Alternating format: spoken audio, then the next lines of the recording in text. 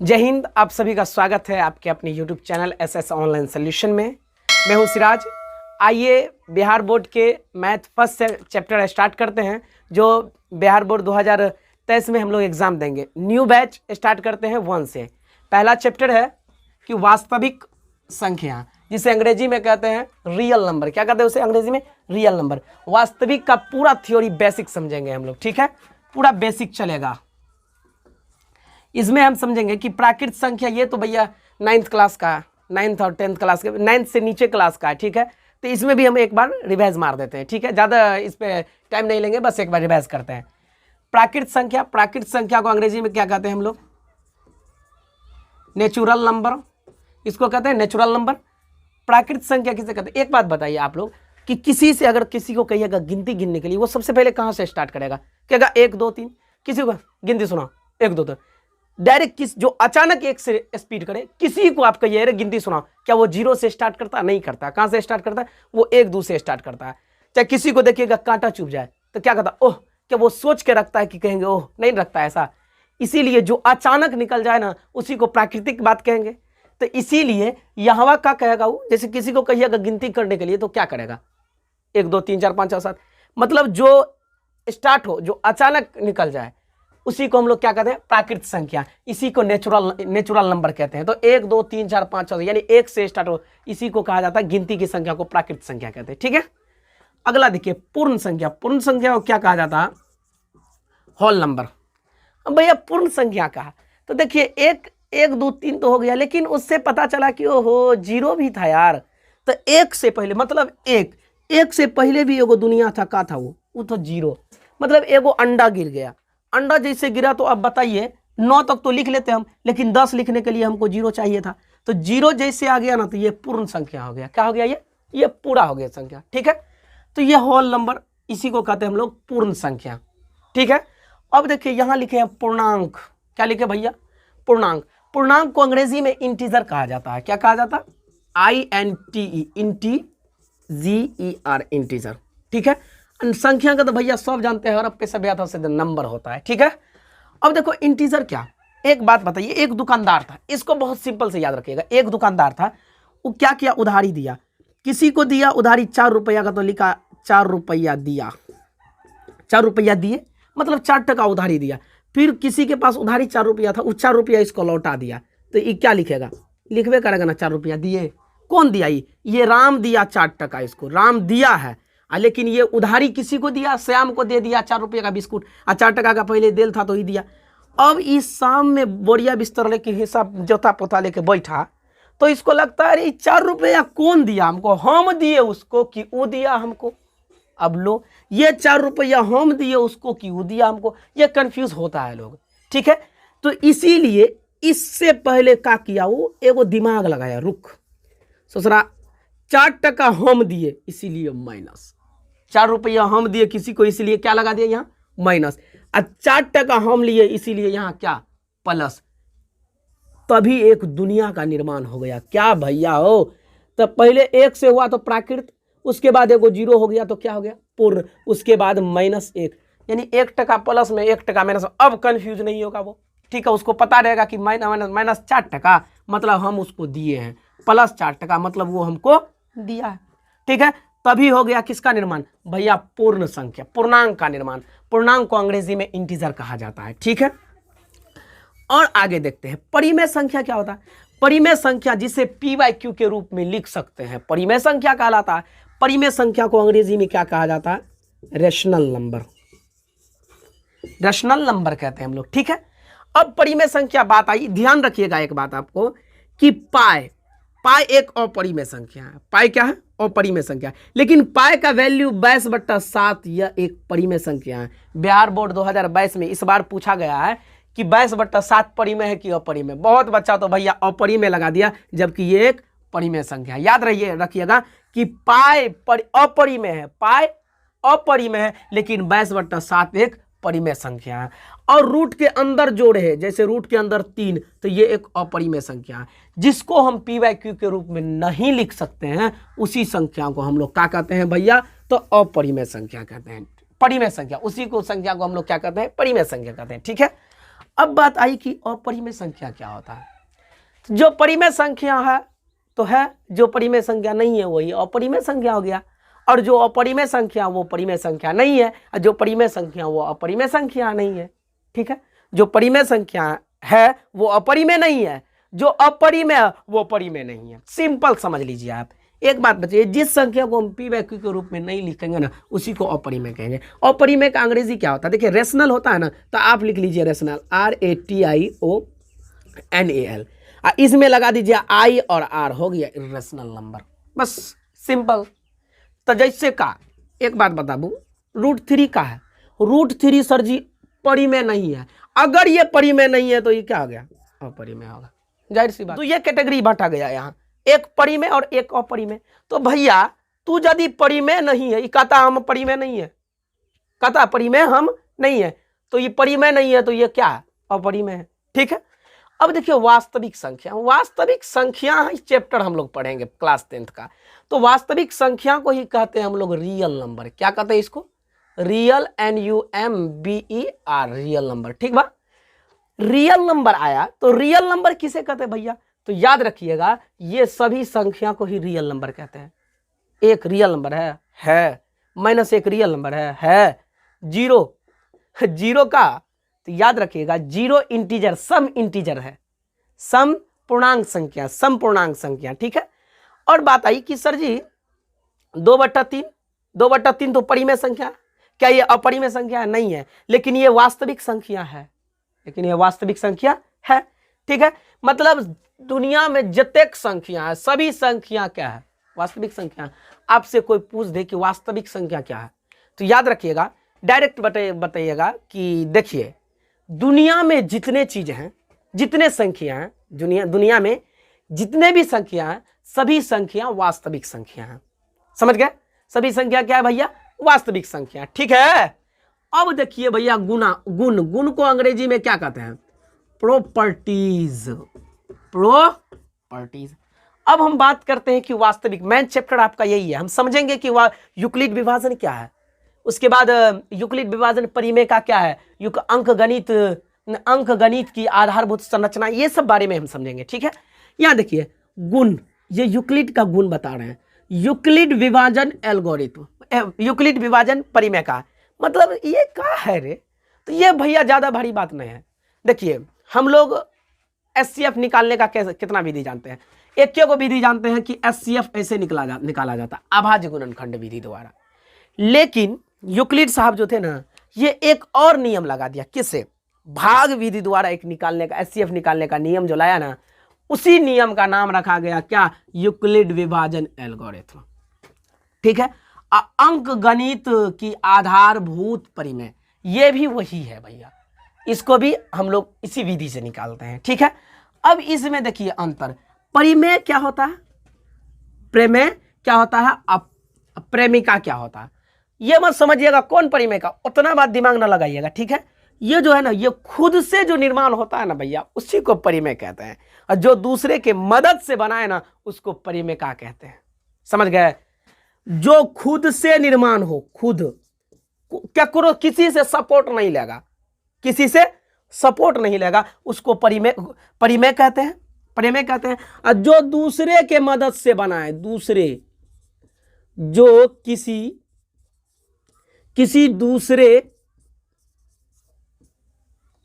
दूसरे की हेल्प ले, दूसरे की हेल्प ले, उसी को हम लोग क्या कहते हैं भैया, प्रेमिका कहते हैं।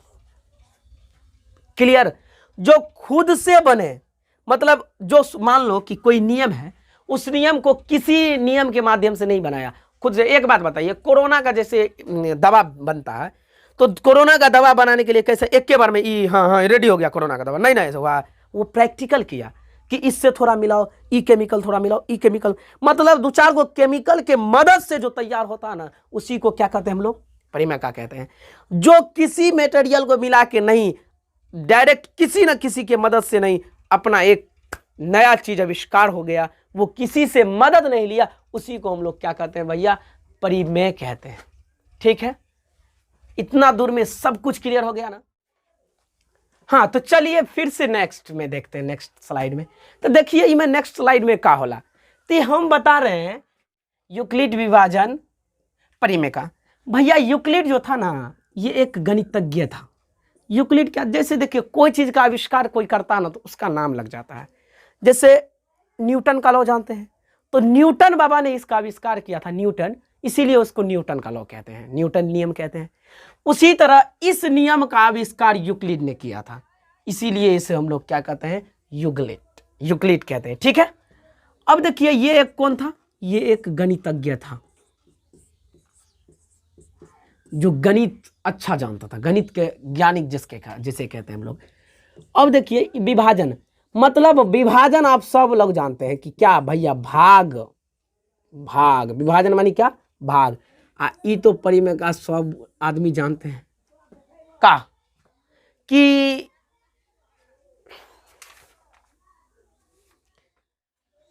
परिमेय का, इसको हम लोग कहते हैं क्या, थ्योरी। क्या कहते हैं, थ्योरम कहते हैं। ये एक थ्योरम है। ठीक है, अब बात आई कि सर जी ये बना कैसे हो, इसको किस नियम से बनाया गया। तो याद रखिएगा एक बात आप लोग जानते होंगे कि भाज, दूसरा होता है क्या, भाजक, भागफल,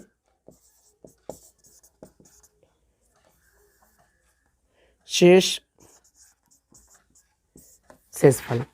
भाग को मान लिया ए, भाजक को मान लिया बी, शेषफल को मान लिया क्यू, शेष को मान लिया आर। क्या हो गया, रिमाइंडर।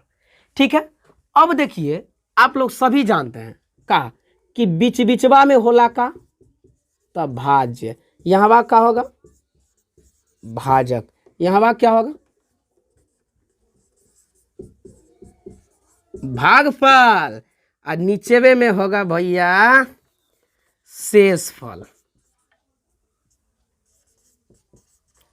इतना दूर किसी को प्रॉब्लम नहीं, जबकि हम इसको का मान लिए हैं ए, इसको का मान लिए हैं बी, इसको का मान लिए हैं क्यू, इसको मान लिए हैं आर।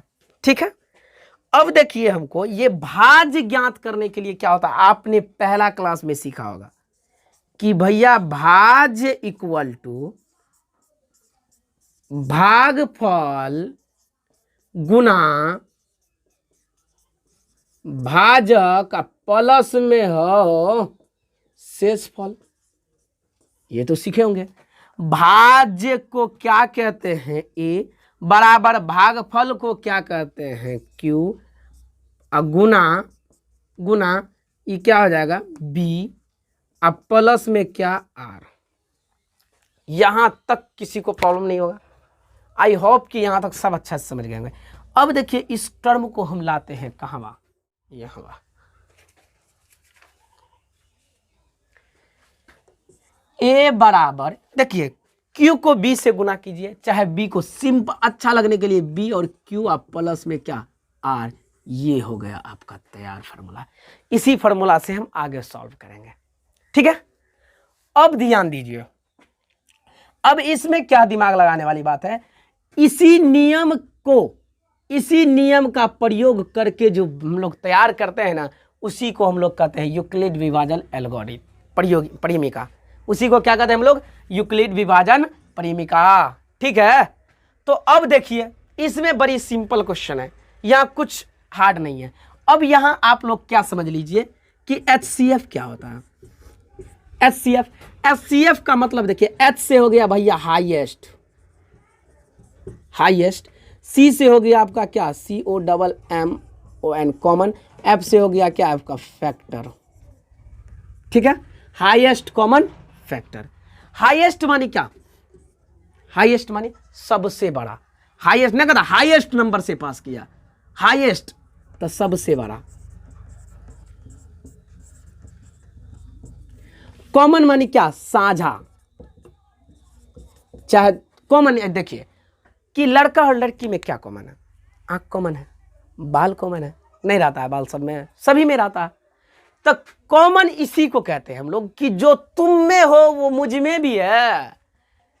ठीक है, इसीलिए फैक्टर को हम लोग क्या कहते हैं भैया, फैक्टर मानी क्या, भाग देने वाला। फैक्टर मानी क्या होता है, भाग देने वाला नंबर।